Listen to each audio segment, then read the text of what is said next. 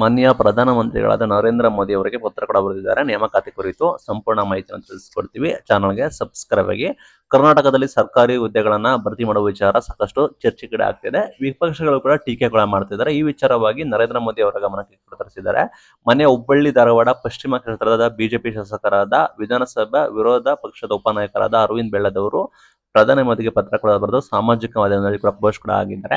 ಕರ್ನಾಟಕದಲ್ಲಿ ಹದಗೆಟ್ಟಿದ್ದ ಆಡಳಿತ, ನೇಮಕಾತಿ ಕೂಡ ಮಾಡಿಲ್ಲ ಅಂಡ್ ಪ್ರಧಾನ ಮಂತ್ರಿ ನರೇಂದ್ರ ಮೋದಿ ಮತ್ತೆ ಕರ್ನಾಟಕದ ರಾಜ್ಯಪಾಲರ ಗಮನಕ್ಕೆ ಕೂಡ ತಂದಿದ್ದಾರೆ.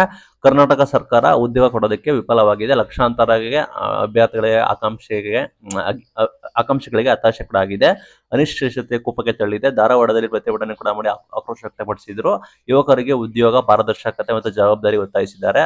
ಅದನ್ನ ವಿರೋಧ ಪಕ್ಷ ನಾಯಕರಾದ ಆರ್ ಅಶೋಕ್ ಅವರು, ನಾರಾಯಣಸ್ವಾಮಿ ಅವರು, ಭರತ್ ಬೊಮ್ಮಾಯಿ ಅವರು ಎಲ್ಲರೂ ಕೂಡ ಸೇರಿ ವಿದ್ಯಾರ್ಥಿ ಪರವರ ಬೆಂಬಲ ಕೂಡ ಮಾಡಿದ್ದಾರೆ ಅಂತ ಕೂಡ ಹೇಳಿದ್ದಾರೆ. ಲಾಠಿ ಚಾರ್ಜ್ ಕೂಡ ಮಾಡಿದ್ದಾರೆ, ನಿಯಂತ್ರಣ ಕೂಡ ಮಾಡಿದ್ದಾರೆ ಅಂತ ಹೇಳಿದ್ದಾರೆ.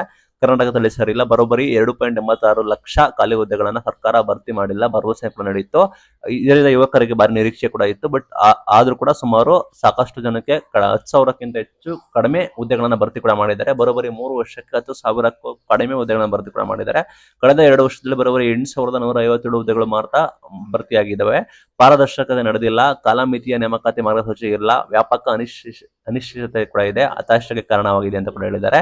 ಈ ಹಿಂದೆ ಬಿಜೆಪಿ ಸರ್ಕಾರದಲ್ಲಿ ನೇಮಕಾತಿ ಕೂಡ ಚೆನ್ನಾಗಿತ್ತು. 16,000 ಶಿಕ್ಷಕರ ಹುದ್ದೆ ನೇಮಕಾತಿ ಮಾಡಿದ್ವಿ. 6,000 ಪೊಲೀಸು, 4,000 CAR, 545 PSI, 402 PSI ಕೂಡ ನೇಮಕಾತಿ ಕೂಡ ಮಾಡಿದ್ವು. ಹೀಗಾಗಿ ಕೂಡ ಕಡಿಮೆ ಆಗಿದೆ. ಸರ್ಕಾರದ ಮೇಲೆ ಗಂಭೀರ ಆರೋಪ ಕೂಡ ಮಾಡಿದ್ದಾರೆ. ಹತಾಶೆ ಎಲ್ಲ ಕೂಡ ಇದೆ. ಬೆಂಗಳೂರು ಫ್ರೀಡಂ ಪಾರ್ಕ್ ಪ್ರಶ್ನೆ ಕೂಡ ಮಾಡಿದ್ರು, ಎಲ್ಲ ಕೂಡ ಮಾಡಿದ್ರು. ಆದ್ರೂ ಕೂಡ ಇವರು ಸ್ಪಂದನೆ ಕೂಡ ಮಾಡ್ತಾ ಇಲ್ಲ. ಲಾಠಿ ಚಾರ್ಜ್ ಕೂಡ ಮಾಡ್ತಾ ಇದ್ದಾರೆ. ಈ ಪರಿಸ್ಥಿತಿ ಬಂದ್ಬಿಟ್ಟು ಸಾಕಷ್ಟು ಸಮಸ್ಯೆ ಕೂಡ ಆಗಿದೆ. ಲೈಕ್ ಯುವಕರಿಗೆ ಇದರ ಮೇಲೆ ವ್ಯಾಪಕ ಪರಿಣಾಮ ಬೀಳುತ್ತೆ. ಈ ಬೆಳವಣಿಗೆ ಬಂದ್ಬಿಟ್ಟು ಆಡಳಿತವಾಗಿ ಕಾಣುತ್ತೆ. ಕಾನೂನು ಸುವ್ಯವಸ್ಥೆ ಕಾಪಾಡಬೇಕಾಗುತ್ತೆ. ಆ ರೀತಿ ಪ್ರಸ್ತುತ ಕಾಂಗ್ರೆಸ್ ಸರ್ಕಾರ ವೈಫಲ್ಯವಾಗಿದೆ ಅಂತ ಹೇಳಿ ಮಾನ್ಯ ಪ್ರಧಾನಮಂತ್ರಿಗೆ ಪತ್ರ ಕೂಡ ಬರೆದಿದ್ದಾರೆ. ಪತ್ರ ಬರೆದ್ರೆ ಏನೋ ಪ್ರಯೋಜನ ಆಗಲ್ಲ ಅನ್ಕೋತೀನಿ. ಇವರು ಅವ್ರಿಗೆ ಬೈತಾರೆ, ಅವ್ರು ಇವ್ರಿಗೆ ಬೈತಾರೆ. ನಿಮಗೆ ಏನ್ ಅನ್ಸುತ್ತೆ ಅಂತ ಹೇಳಿ ಕಮೆಂಟ್ ಮೂಲಕ ತಿಳಿಸಿ. Thank you.